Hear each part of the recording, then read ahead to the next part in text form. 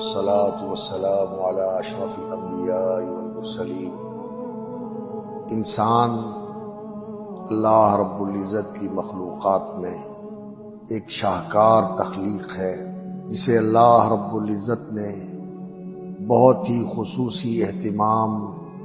اور امتیاز اور اختصاص کے ساتھ پیدا فرمایا ہے۔ اللہ رب العزت نے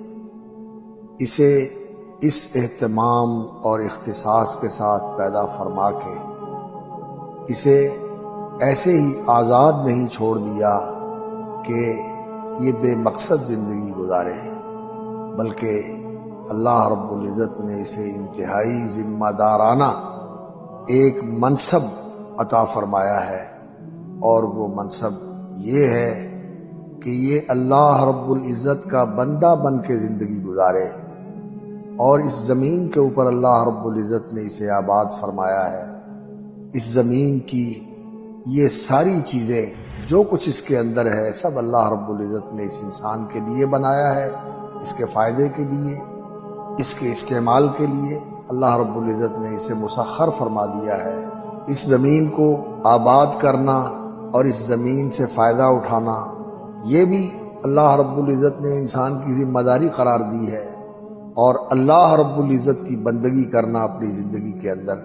یہ بھی اللہ رب العزت نے انسان کا فریضہ بنایا ہے۔ وما خلقت الجن والانس الا لیعبدون۔ اور یہ انسان جب ماں کے پیٹ سے پیدا ہوتا ہے اور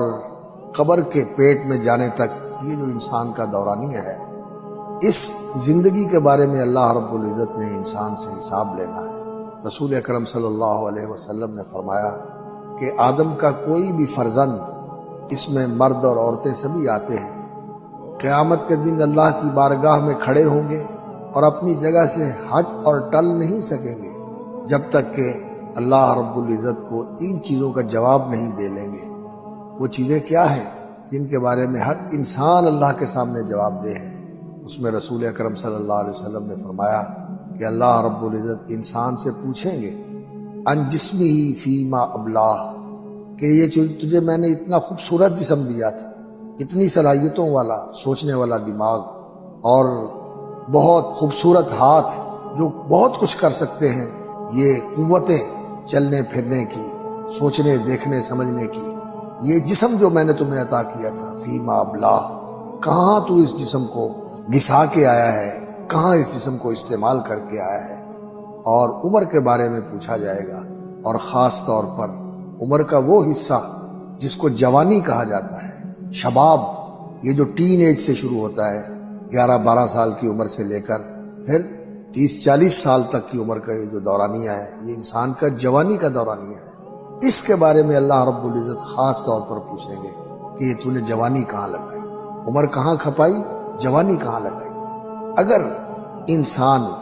اس جوانی کو اللہ رب العزت کی عبادت میں لگا دے اور اللہ رب العزت کی مخلوق کی خدمت میں لگا دے اور اس جہان کو بہتر طریقے سے آباد کرنے کے اندر لگا دے تو یہ انسان کامیاب ہے اور یہ خوش نصیب ہے۔ تو جو کوئی جوان اللہ کی عبادت میں اپنی زندگی بسر کرتا ہے، جوانی کے آغاز سے لے کر جوانی کے اختتام تک جو اللہ کی عبادت میں زندگی گزارتا ہے، رسول اکرم صلی اللہ علیہ وسلم نے فرمایا کہ اللہ رب العزت اسے اپنے عرش کا سایہ نصیب فرمائے۔ شاب نشأ فی عبادت اللہ۔ اور اصحاب کہف وہ جوان ہی تھے جنہوں نے اپنے ایمان کے تحفظ کے لیے اتنی بڑی قربانی دی کہ اپنے گھر بار چھوڑ دیے، اپنے قوم قبیلہ خاندان چھوڑ دیا، اپنے ایمان کو بچا کے نکل گئے، اور اللہ رب العزت نے پھر ان کی حفاظت بھی فرمائی اور اپنی عظیم نشانیوں میں سے انہیں ایک نشانی بنا دی۔ اور اللہ رب العزت نے قرآن مجید میں فرمایا ہے انہم فتیۃ آمنوا بربہم وزدناہم ہدی۔ وہ جوانوں کی ایک جماعت تھی جو اللہ پر ایمان لائے اور ہم نے پھر ان کی ہدایت کے اندر اضافہ فرمایا، ان کو مزید ہدایت عطا فرمائی۔ تو یہ جوانی کا عرصہ جو ہے بہت ہی قیمتی ہوتا ہے، اگر انسان اس کو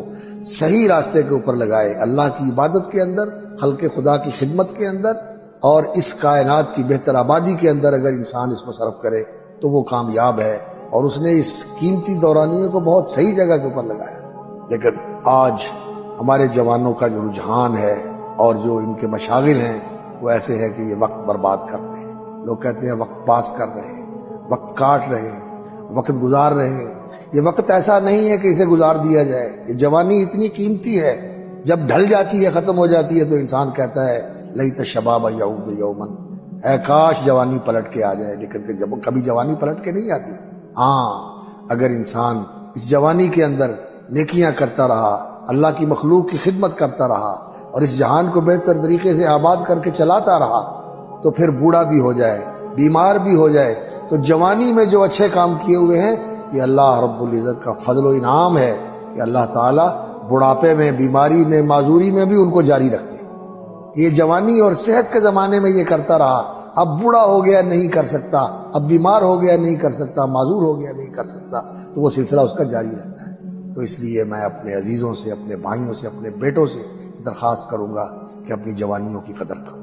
اپنی جوانیوں کی قدر کرو، ان کو کارآمد بناؤ، ان کو نافع بناؤ، اپنے لیے اور اپنے جیسے دوسرے انسانوں کے لیے، اور خاص طور پر اللہ رب العزت کے لیے اس جوانی کو ایسا اس کی بندگی کے رنگ میں رنگ دو کہ پھر آپ کو دیکھ کر لوگوں کو بھی اس کی طرف رجوع ہو۔ اور پاکیزہ اخلاق رکھنے والا، پاکیزہ سیرت رکھنے والا نوجوان جب کسی کے سامنے ہوتا ہے تو پھر لوگوں کا خود بخود دل جو ہے اسی راستے کی طرف متوجہ ہوتا ہے۔ اللہ رب العزت توفیق عطا فرمائے ہمارے جوانوں کو کہ اللہ رب العزت جوانوں کو پیروں کا استاد کر، اللہ رب العزت انہیں بوڑھوں کا استاد بنا دے اور دنیا کے انسانوں کے لیے انہیں نمونہ بنا دے۔ اللہ رب العزت ہمیں اس کی توفیق عطا فرمائے اور ہماری مدد اور رہنمائی فرمائے۔ السلام علیکم ورحمۃ اللہ۔